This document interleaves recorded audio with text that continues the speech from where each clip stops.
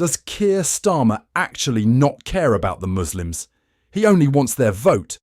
Douglas Murray shines a light on Keir Starmer's hypocrisy in a recent interview. Well, it looks like our friend Keir Starmer is finally showing his true nature, that he is a spineless man who could care less about doing the right thing. No, all of that virtue signalling and blaming the right are all being called into question. He presented himself as a symbol of equality, love, and tolerance among all races. He sees himself as the champion against the so-called right-wing thugs and their racism. As it turns out, he doesn't care about racism.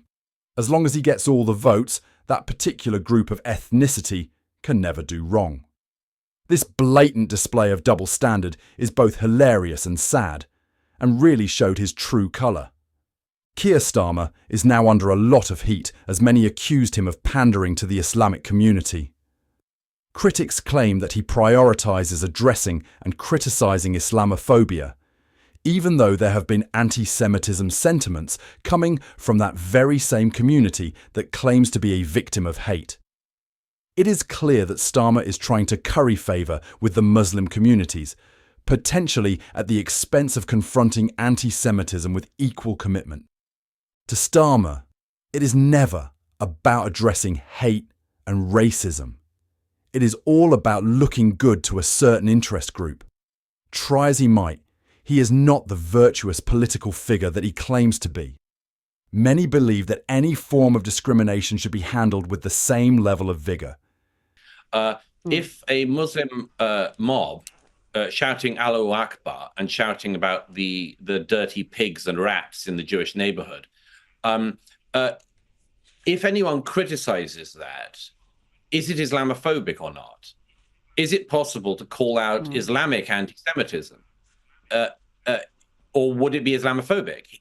He and the other people pushing this have to be able to answer that question.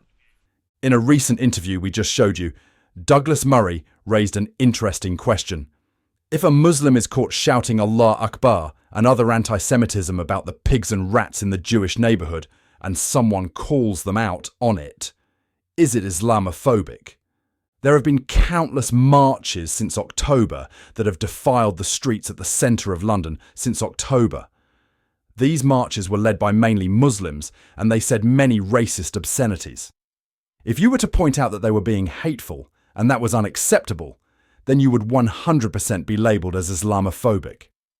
Keir Starmer's strategy is laid bare for all of us to see. He is pandering to Islamic communities by painting them as model citizens who can do no wrong and avoid criticism of the anti-Semitism that comes from that very community. The goal is to secure their political support. So, it is clear that he is prioritising political gain over the virtue and principle of standing up against all forms of racism and bigotry. Not addressing racist comments made by some Muslims on such marches is clear proof that Starmer is selectively applying accountability. This selective approach creates a double standard where certain groups are not held to the same standards of behaviour as others. If Starmer continues to avoid criticising the Muslims for their anti-Semitic rhetoric, then he is sending a clear signal that the Labour Party under Starmer's leadership is unwilling to confront racism within certain communities just because it could alienate potential voters, not just from us, but also those within the Muslim communities when they see how insincere he really is.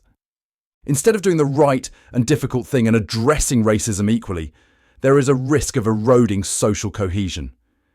If people believe that their concerns about hate and racism are not being addressed, or that some groups are given a free pass for violations that would otherwise get them in deep water, then it could lead to increased tensions and a breakdown of trust between different communities.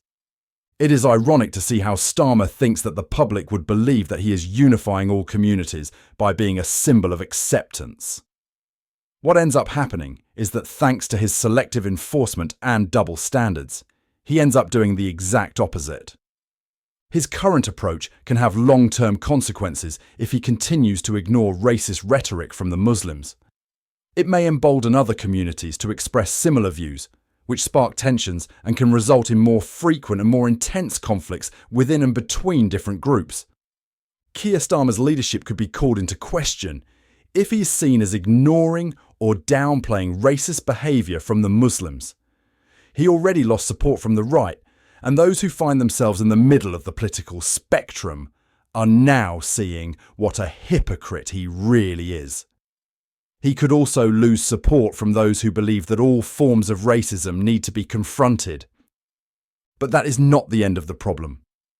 His double standards also provide ammunition to his political rivals who can use this issue to question Starmer's commitment to true equality and justice for the Labour Party.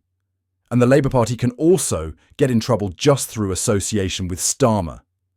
The party may be perceived as prioritising certain communities over others.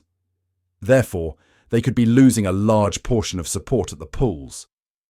And once such trust is lost, they can never hope to regain it back again. You can stand up for the rights of all of your citizens to be able to live in peace. But that means standing up to hatred, wherever it comes from, of the most extreme kinds. And Keir Starmer would find it easy, I'm sure, like all of us, to stand up to any actual far-right extremism. Can he stand up to the Islamic extremists?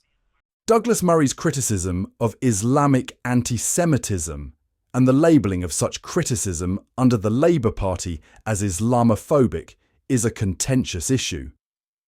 Douglas Murray's stance is simple, as shown in the earlier clip. Certain elements within the Islamic communities have anti-Semitic views, and Starmer needs to address those views. However, under the Labour Party, this criticism can be seen as Islamophobic, giving the public the opinion that they're more concerned about protecting the image of the Muslim community than confronting the overall issue of racism. Starmer's failure to stand up to Islamic extremists is a serious accusation, because it raises questions about his leadership. Critics argue that when he fails to confront extremism directly, he fails to protect the broader public and uphold the values of democracy and especially tolerance. Failing to address Islamic extremism can have serious implications for public safety and national security if the extremists are not challenged. It can lead to an increase in radicalisation and more incidents of violence or even terrorism in our homeland. This problem is exacerbated, considering that the United Kingdom is a multicultural society where the actions of a small group of people can have widespread consequences. If you ever need a clear example of Islamic extremism, just take a look at Gaza. The Muslims have such a great influence in our society that they are now using their power to pressure local politicians to cater to their interests, even if it means going against our very values. Just recently, over 80% of MPs in the Parliament voted against the Scottish Nationalist Party when they put forward an amendment to the King's Speech which called for an immediate ceasefire. Most of those MPs are in areas with a strong Muslim concentration, and they also happen to belong to the Labour Party. They all voted against a ceasefire. I have to take you back to Keir Starmer here because his response to the rise of anti-Semitism seems to be to speak more about the dangers of Islamophobia. Here he is with London Mayor Sadiq Khan doing just that. One of the things that is coming up over and over again is Islamophobia. And, well, you can see the stats, you can see the numbers rising, particularly since October the 7th. Although, in this shocking clip here, we also see how Muslims are putting forward a list of 18 demands to Keir Starmer and threatening to withhold their support should their demands are not met. This is clear evidence that our politicians are facing stronger pressure from specific interest groups. These demands include cutting military ties with Israel, which really puts Keir Starmer on the spot. Many, not just the Muslims, feel very strongly about the issue. And whatever Starmer chooses to do will have significant political and diplomatic consequences. Other, less contentious demands, such as fairness in financial services, still require a lot of careful consideration, because there needs to be policies that truly ensure fairness without affecting the practices of private companies. While Starmer could concede to those demands and get the support he wants, there could be backlash from other voters as they view these demands as playing favouritism.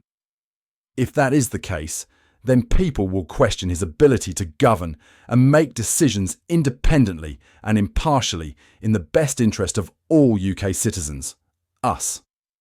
While Starmer is very much against Islamophobia, it is more for political gains. He needs to be more decisive and morally committed if he wants the people of the United Kingdom to take him seriously. Douglas Murray's criticism points to a broader issue about the limits of free speech and the danger of political pandering. If Starmer continues to do this, he risks eroding social cohesion and his own credibility and trust across many different communities. The fact of the matter is this: Keir Starmer has to stand up and confront all forms of racism, not just against Islamophobia alone. He has to have the spine to stand up against anti-Semitism as well, than the far-right thugs that he once so brazenly condemned on live television. Because by not standing up to anti-Semitism, then he is just as racist as the people he claims to protect the public from. Perhaps both can play that game.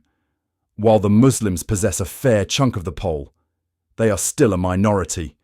If they can put pressure on Keir Starmer with the threat of withholding political support come election time, why can't we? Let us make ourselves heard by demanding equal standards of behaviour regardless of race and better immigration policies, or else we will all withhold our support. Then he will have to choose between 4 million Muslim votes or 60 million British and Muslims.